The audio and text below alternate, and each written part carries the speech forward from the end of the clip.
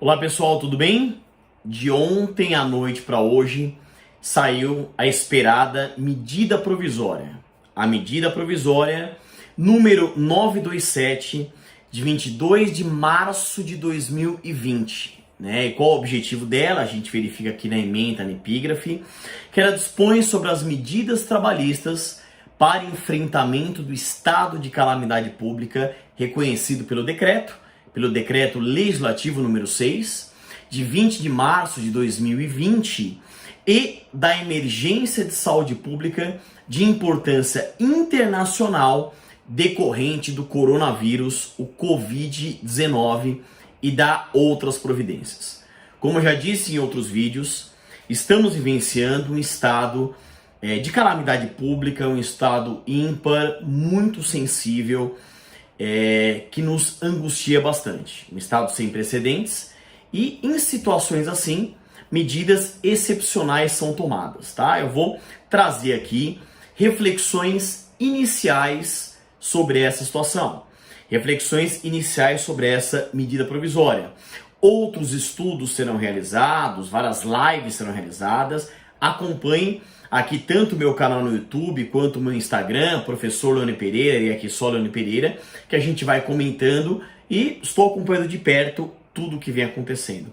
Pessoal, a medida provisória ela é grande e eu não consigo fazer uma análise superficial disso. Então eu vou dividir em vários temas, em vários vídeos, para que fique mais fácil a compreensão. Pode ser? Então vamos lá. Só para você ter uma ideia, essa medida provisória ela é dividida em capítulos. Então o capítulo 1 fala das alternativas trabalhistas para enfrentamento do estado de calamidade pública e da emergência de saúde pública de importância internacional decorrente do coronavírus, o Covid-19. Aí vem o capítulo 2, que fala do teletrabalho, o capítulo 3 da antecipação de férias individuais, o capítulo 4 da concessão de férias coletivas, o capítulo 5 do aproveitamento e da antecipação de feriados, o capítulo 6 do banco de horas, o capítulo 7 da suspensão de exigências administrativas em segurança e saúde no trabalho, o capítulo 8 do direcionamento do trabalhador para a qualificação, do capítulo 9 do diferimento do recolhimento do Fundo de Garantia do Tempo de Serviço, do capítulo 10 outras disposições em matéria trabalhista. Essa medida provisória possui 39 artigos, sendo que o último artigo fala que esta medida provisória entra em vigor na data de sua publicação, tá bem? Então nós temos assim, o publicado foi dia 22 de março de 2020, tá bem? Então nesse primeiro vídeo eu vou falar dessa parte introdutória e cada capítulo eu vou fazer um vídeo específico. Então vou começar com esse capítulo 1 das alternativas trabalhistas para enfrentamento do estado de calamidade pública e da emergência de saúde pública de importância internacional decorrente do coronavírus, o Covid-19. Vamos lá, o artigo 1º fala assim: esta medida provisória dispõe sobre as medidas trabalhistas que poderão ser adotadas pelos empregadores para, e aí perceba o objetivo aqui, para a preservação do emprego, que na área trabalhista é o princípio da continuidade da relação de emprego, que foi alinhavado lá atrás pelo saudoso jurista uruguaio Américo Pla Rodrigues, e da renda, e para enfrentamento, lógico, do estado de calamidade pública reconhecido pelo Decreto Legislativo número 6, de 20 de março de 2020, e da emergência de saúde pública de importância internacional decorrente do coronavírus, o Covid-19, decretada pelo Ministro de Estado da Saúde em 3 de fevereiro de 2020, nos termos do disposto da Lei 13.979, de 6 de fevereiro de 2020. Então, portanto, veja, o que nós temos em termos de legislação sobre o coronavírus? Então, nós temos, na ordem, a Lei 13.979, de 6 de fevereiro de 2020, depois o Decreto Legislativo número 6, de 20 de março de 2020, decretando estado de calamidade pública, e agora a medida provisória 927, de 22 de março de 2020. Muito bem, aí continuando. O disposto nessa medida provisória se aplica durante o estado de calamidade pública reconhecido, foi reconhecido mesmo, pelo Decreto Legislativo número 6 de 2020, e para fins trabalhistas, constitui hipótese de força maior nos termos do disposto no artigo 501 da CLT. Realmente eu faço parte de vários grupos aí trabalhistas, de juristas, estudiosos, e essa dúvida, esse debate ele existe, quer dizer, o enquadramento como força maior ou não. Então veja, né, se a gente for na CLT, o enquadramento à força maior nós encontramos entre os artigos 501 a 504, tá?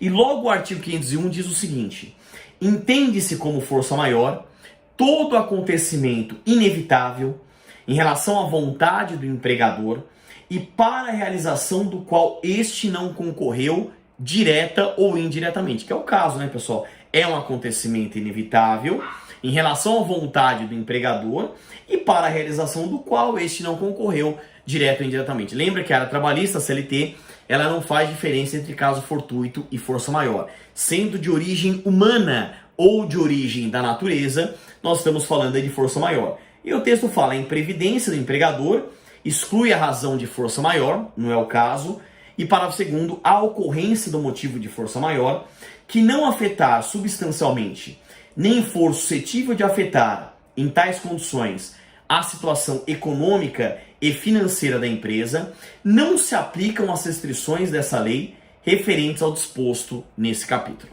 tá bem? Vamos continuar aqui, ó.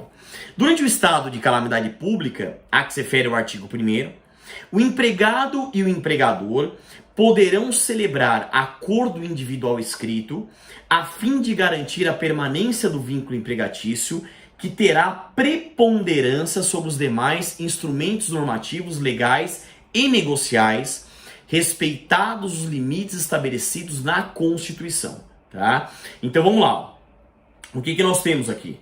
Nós temos uma situação pela qual o sindicato foi deixado de lado, até pela dificuldade que nós temos de encontros físicos, não obstante os encontros virtuais sejam possíveis em WhatsApp, em Skype ou outras ferramentas eletrônicas, tá bem? E porque nós tivemos relatos, inclusive eu tive de cliente do escritório, alegando que o sindicato utilizando, veja, não todos, tá? Mas chegou o relato, sindicato utilizando esse momento para barganhar, para negociar ou para fazer até uma certa vantagem para a negociação coletiva. É lógico que o impacto foi muito grande às entidades sindicais em relação ao fim da obrigatoriedade da contribuição sindical, ok, mas esse não é momento de aproveitamento, não é momento de tirar vantagem, é momento de pensarmos numa coletividade, pensarmos na humanidade, em pensarmos em sairmos dessa situação o mais rápido possível, tá bem? Agora é lógico, essa medida provisória, ela será objeto de muitas ações. Ela será objeto de controle de constitucionalidade, será objeto de controle de convencionalidade, isso sem dúvida nenhuma, e a gente só espera do Poder Judiciário que tenha razoabilidade, proporcionalidade, ponderação de interesses em suas situações. É uma situação de anormalidade, uma situação ímpar, sensível, sem precedentes, a pior crise da nossa geração. Então é lógico que medidas foram tomadas no desespero. E tudo isso tem que ser levado em conta no Poder Judiciário, porque com certeza muitas ações serão ajuizadas, tá? E aí veja, né, pra gente terminar esse primeiro vídeo. Para enfrentamento dos efeitos econômicos decorrentes do estado de calamidade pública e para a preservação do emprego e da renda, poderão ser adotadas pelos empregadores, dentre outras, as seguintes medidas. Então o rol ele é meramente exemplificativo e não taxativo. É um rol, números apertos e não números clausos. Então nós temos opções. Quais são as opções? Teletrabalho, antecipação de férias individuais, concessão de férias coletivas, o aproveitamento e a antecipação de feriados, o banco de horas, a suspensão de exigências administrativas em segurança e saúde do trabalho, direcionamento do trabalhador para a qualificação e o diferimento do recolhimento do Fundo de Garantia do Tempo de Serviço, FGTS. Já adiantando matéria, não vi o governo nesse momento entrando com a parte dele, vamos dizer assim.